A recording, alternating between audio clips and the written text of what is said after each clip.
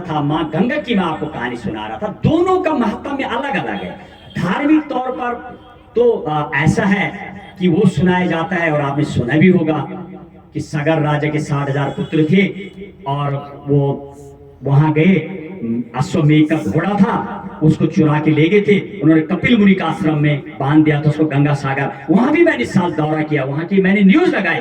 गंगा सागर भी गया, गौमुख से लेकर गंगा सागर में गया, क्योंकि मीडिया में तो प्रैक्टिकल चलाते हैं एकदम जमीनी जो चीज है। मैंने वहां बोली, मैं भी गंगोत्री में खड़ा गौमुख, मुझे गौ का आकार तो नहीं दिख रहा है, लेकिन हाँ एक जमीन से माँ गंगा प्रकट होती नजर आ रही है। तो जब सगर राजा के 60,000 पुत्र थे, उनको जब वो भस्म हो गए थे, उन्होंने तपस्या करे थे कपिल मुनि जी, वो जब वो भस्म हो गए तब उनको स्वर्ग पहुंचाने के लिए राजा भगीरथ ने तपस्या की। तब माँ गंगा अवतरित हुई है।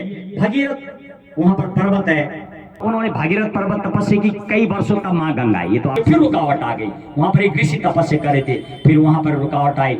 फिर माँ गंगा ने उनसे बोला भगीरथ से कि इतना वेग है माँ गंगा का, रोकेगा कौन। फिर वो शिव की तपस्या करने लगे। फिर शिव भगवान की जटा में चलते चलते, क्योंकि इतना वेग कोई रोक नहीं सकता माँ गंगा का, फिर जाके तीनों जगह गई, स्वर्ग, पाताल और इस मृत्यु लोक इसको बोलती, यहाँ पर माँ गंगा अवतरित हुई और तब उसके पुरखों का उद्धार हो। ये तो रहा धर्म। तो मेरे देशवासियों, मेरी मातृशक्ति, ये प्रश्न एग्जाम में नहीं आता है। वो लड़का ये कहानी सुन के रुकेगा नहीं पेपर में। जो लड़का तैयारी कर तो परीक्षक वैसे नहीं, वो क्या सुनता है वो मैं आपको बता रहा हूं। दूसरा, वर्तमान में क्या है, हम चालू करते माँ गंगा का जो प्रकट्य होता है, वो ऊपर जहाँ ग्लेशियर है, बर्फ, वहां से बर्फ पिघल के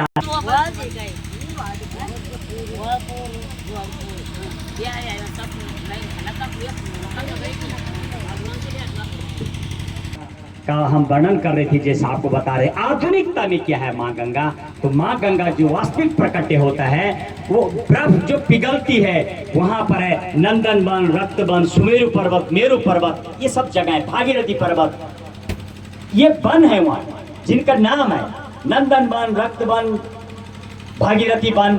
वहां से बर्फ पिघल के आती है गौमुख भी, और तब माँ गंगा का प्रकट्य होता है। गौमुख से माँ गंगा जब चलती है तो सीधे उत्तरकाशी होती है, जहाँ पर हम कथा कर रहे हैं। गंगा तट है ये, मेरे दाईं तरफ और बाईं तरफ यमुना जी का तट है। माँ गंगा जब सीधे आगे बढ़ती है तो लगभग मेरी माताओं इसमें 42 नदियां माँ गंगा में पड़ती है। फरक्का बैराज वेस्ट बंगाल, जहाँ से माँ डिवाइडेड होती है, दो भागों में बढ़ जाती है। जैसे कि महिला होती है, पहले अपने मैके में रहती है, जब शादी हो जाती है तो उसके दो मन बन जाते हैं, एक ससुराल और एक मैका। और मैका में भी बहन का उतने प्रेम होता है। मेरी बहनें रात दिन मुझे फोन करती हैं, क्योंकि वो वहां भी मन यहाँ भी मन, तो बहन है, दोनों तरफ मन रहता है उसका, ससुराल में भी। तो ऐसे मेरी माँ गंगा डिवाइडेड होती, फरक्का बैराज वेस्ट बंगाल से, बीच में हरिद्वार पड़ते हैं, जो मैदानी क्षेत्र में गंगा जाती है। 6 नदी दाईं तरफ से जुड़ती है बड़ी बड़ी, और 4 नदी बाएं तरफ से माँ गंगा में जुड़ती। सब जीके है, पूछा जाता है परीक्षाओं में कि कितनी नदियां माँ गंगा में पड़ती है। माँ गंगा की जो लंबाई है 2525 किलोमीटर से लेके 2601 किलोमीटर तक माँ गंगा की लंबाई है। 42 नदियां पड़ती है, मैंने आपको बताया। और जब माँ गंगा वेस्ट बंगाल पहुंचती है और प्रयागराज, जिसको इलाहाबाद बोलते हैं, वहां पर भी त्रिवेणी मिलन है, गंगा यमुना सरस्वती का मिलन है। वहां पर नहाने का अलग महात्म्य है, लेकिन आज की डेट में वहां पर गंगा यमुना तो है, सरस्वती बहुत सूक्ष्म नजर आती है। मैंने जब वहां पर कवरेज किया, मुझे पूरी दिखी नहीं, मैंने बोला मुझे सरस्वती नजर नहीं आ रही, लोग दिखा रहे ये है होगा थोड़ी बहुत, उसका महात्म्य है। और माँ गंगा जब उसके बाद आगे जाती है वेस्ट बंगाल में, वहां से माँ गंगा फिर डिवाइडेड हो जाती है हुगली के रूप में, एक हुगली और एक बांग्लादेश में पहुंच जाती है। और जब माँ गंगा बांग्लादेश में पहुंचती है तो वहां पर माँ गंगा को पद्मा नाम से जाना, नाम बदल जाता है मेरी माँ का वहां जाके पद्मा नाम से। और वहां फिर एक त्रिवेणी मिलन है बांग्लादेश में, वहां पर भी नहाने का महात्म्य है। उस जगह पर आती है दुनिया की जो दूसरे नंबर की नदी है, वो है ब्रह्मपुत्र, उसको जमुना से जाना जाता है। यानी जमुना, मेघना और पद्मा का मिलन, और फिर माँ गंगा फिर आगे बढ़ती है। तो अभी माँ का नाम चेंज हुआ गंगा का, बांग्लादेश जाके पद्मा, और जहाँ पर त्रिवेणी मिलन है वहां से फिर माँ का और नाम बदल जाता है, फिर माँ मेघना के रूप में चली जाती है। अरे भैया, लड़की शादी हुई, पहले लड़की मीना नेगी थी, बिस्ट में शादी हो गई, रावत में हो गई तो मीना रावत बन गई। रावत के बाद उसका टाइटल बदल गया, ये सिर्फ महिलाओं के लिए, लेकिन अब तो महिला बदल भी नहीं रही, कहीं जमाना बदल गया तो बदल जाता है। ऐसे मेरी माँ गंगा, तो नाराज नहीं होना, इसलिए हमारा कल्चर है, हमारा ट्रेड है। जब माँ गंगा फिर वो आगे बढ़ जाती है मेघना के रूप में, और फिर डेल्टा में बंगाल की खाड़ी में पहुंच जाती है माँ गंगा, और वहां निर्माण करती है। वहां कई सबसे ज्यादा दुनिया की जो अब आई उस ओर कि इस माँ गंगा का यानी ये है जी के सटीक 26.6 जो भारत का जो भूभाग है 26.6 में माँ गंगा कवर करती है। मतलब विशाल है माँ गंगा का रूप। जैसे मेरे भारत के संविधान की विशाल आत्मा है, सबसे विशाल है मेरा संविधान, ऐसे मेरी माँ गंगा का रूप भी इतना विशाल है कि धरती में जो मेरे भारत की धरती है 26.6 यानी 100 में से 26.6% को माँ गंगा कवर करती है, और 52 से ज्यादा अधिक परसेंट लोग इस माँ जल को पीते हैं, और 56% लोग खेती करते हैं। माँ का जो जल है खेती करते हैं। ये जी के मेरी माताओं ये पूछते हैं एग्जाम में कि ये बताओ भारत के कितने परसेंट में माँ गंगा का ज्योग्राफिकल पार्ट है। तो वो मेरे पास बच्चों के लिए ज्ञान था देने के लिए, वो हम देते ही हैं, न्यूज से भी देते रहते हैं, या नहीं या इसका कुछ फर्क नहीं, हम तो देते रहते हैं। तो ये सब है, कितनी नदी मिली, कहां पर माँ का परिवर्तन हुआ, 3000 से ज्यादा मछली टाइप की इस गंगा में पड़ती हैं। और सबसे बड़ी बात इसकी खासियत ये है कि इसमें एक बैक्टीरिया होता है, बैक्टीरिया जानते हैं आप, विषाणु काइंड ऑफ बैक्टीरिया, बैक्टीरियोफेज होता है गंगा में। वो जो कीटाणु होते बोलते हैं माँ गंगा में, जैसे आप बोल रहे हैं कि गंदी हो गई, कुछ नहीं, माँ गंगा बोली कोई गंदी नहीं है। इसमें ऐसे बैक्टीरियोफेज होता है जो शुद्ध बना देता है, जैसे फिल्टर नहीं होता पानी का, छन्नी होती है चाय पत्ती, तो माँ गंगा में सब जाने दो, ये सत्य है। इस गंगा को ये भी बोला जाता है, माँ को ये पवित्र है हमेशा। अब क्यों है, इसमें बैक्टीरियोफेज होता है, ये साइंटिफिक है कि क्या होता है गंगा में। और गौमूत्र का सुना आपने, गौमूत्र में क्या होता है, 3 चीजें गौ माता के काम की। गौमूत्र में एंटी कैंसरियोजेनिक होता है, हिंदी में तो मैं बता दूं, ब्रीफ शब्द तो नहीं है लेकिन ये बता दूं, एंटी कैंसरियोजेनिक का मतलब कैंसर तक की बीमारी को खत्म कर देता है, तो उसको बोलते हैं एंटी कैंसरियोजेनिक।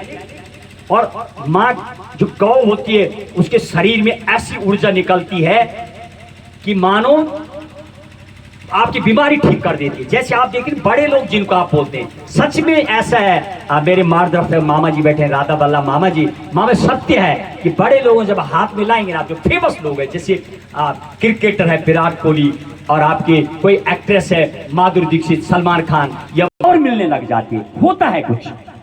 अरे हर एक का तो होता है ना सामने वाले का प्रभाव, उसको बोलते एक सोर्स ऑफ एनर्जी है। लोग ऐसे नहीं होते सैलरी ऐसे फालतू बात करें, बोले आप क्या बोल रहे हो, आपको तमीज नहीं है, आप एक महिला से ऐसी बात करें। आर्टिकल 21 इस भारत माँ के संविधान में लिखा है, महिला की इज्जत इसलिए नहीं की जाती है कि वो कोई बहुत बड़ी पोस्ट है, वो जिगर फिकार के डरा देगी, नहीं, इस संविधान में लिखा हो मेरी माता। आर्टिकल 21 में लिखा है साफ शब्दों में, ये मौलिक अधिकार है महिला का।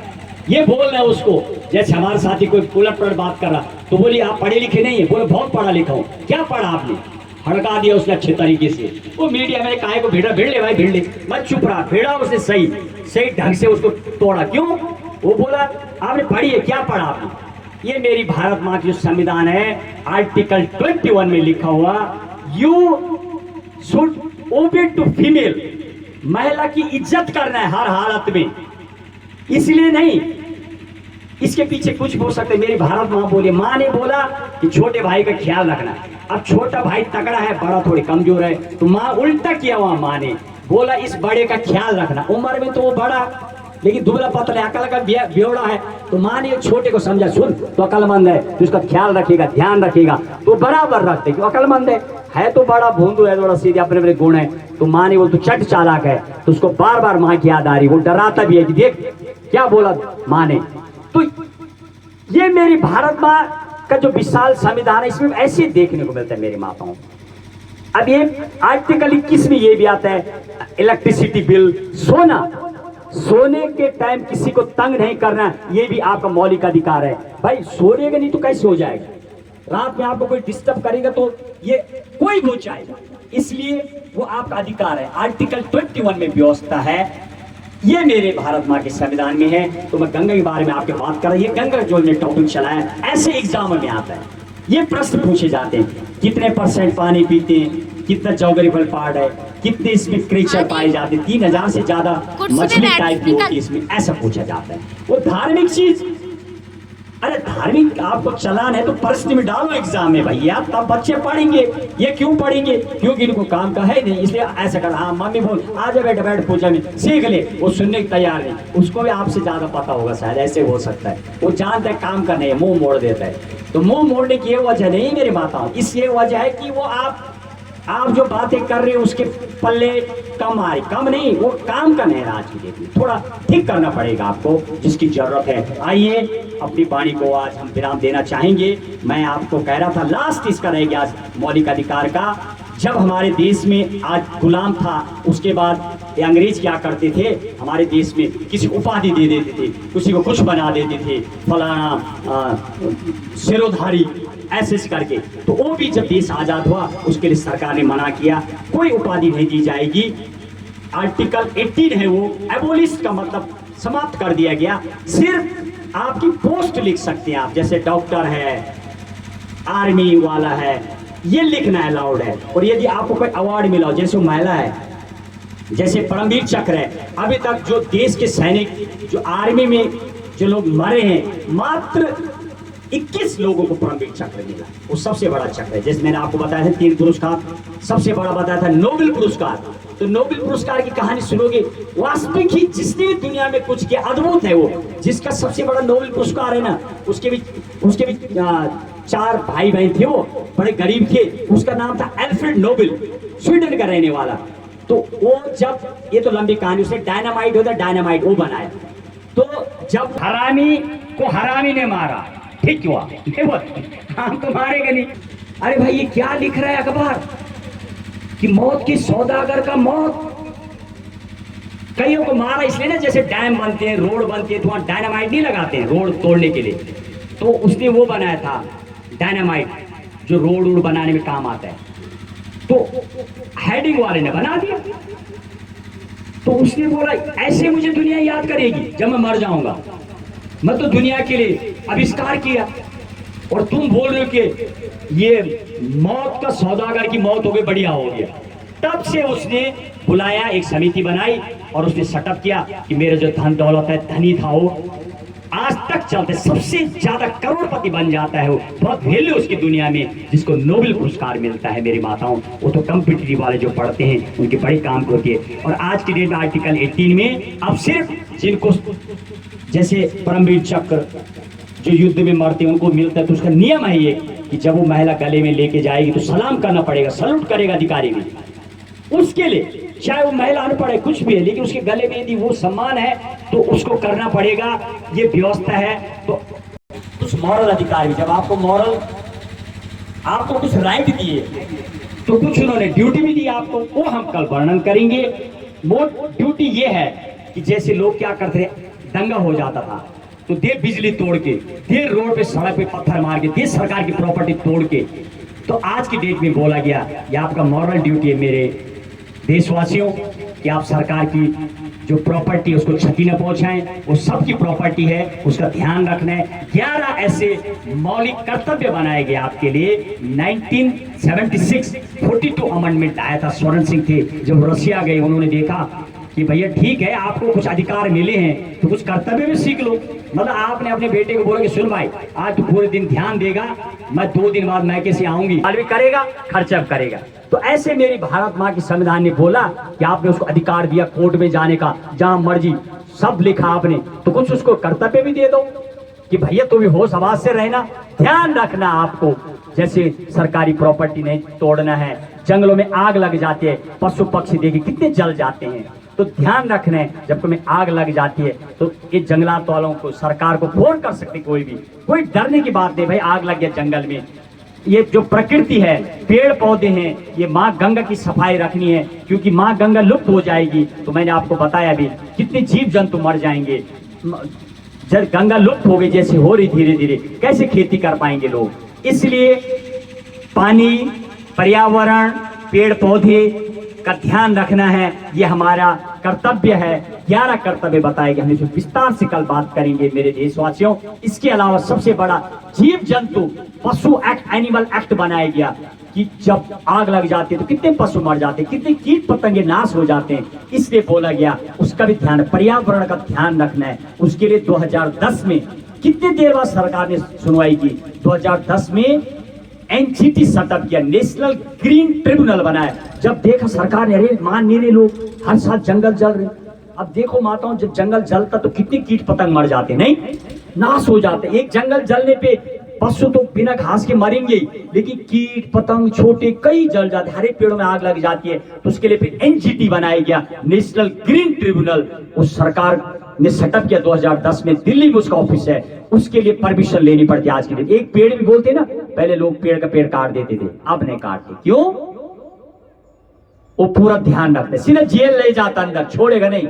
ऐसी ही एक वो भी व्यवस्था थी, जानवर मारना, देखा कितना आसान था पहले, अब आप जानवर नहीं मार सकते, उसके लिए भी नियम बनाए गए, पशु एक्ट बनाए गए, आप नहीं मार सकते, आपको उनका ध्यान रखना है।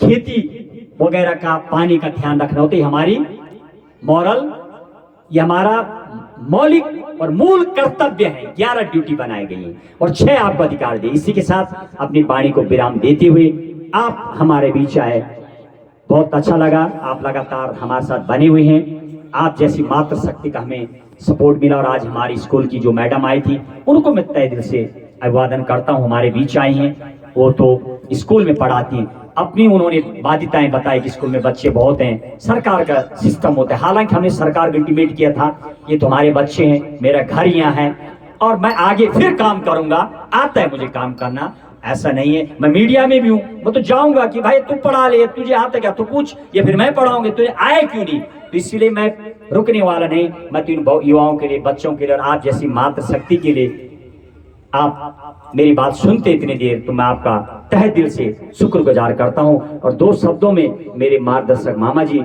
जो एक्स ITBP रिटायर्ड, आप सीनियर NCO रहे हैं, आप रिटायरमेंट के बाद भी मेरे मार्गदर्शन करते हैं, बुजुर्ग हो के मुझे साथ देते हैं। मुझे आपका सानिध्य मिला है, आपका मार्गदर्शन मिला, जिससे कि मैं ये कर पा रहा हूँ। और मामा जी कब रहे नहीं रहे, मैं रहूं या न रहूं, मामा जी रहे नहीं रहे, लेकिन इस कथा का मैं आगे संचालन मेरे बहुत सारे अपने जैसे मैं कई साल बना दूंगा, ऐसा मेरा पूरा लक्ष्य है। और मेरे साथ बहुत लोग जुड़े हुए भी हैं, बाहर से भी जुड़े हुए हैं।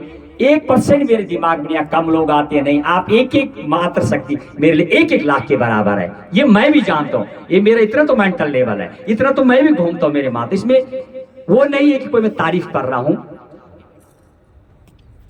स्टॉप।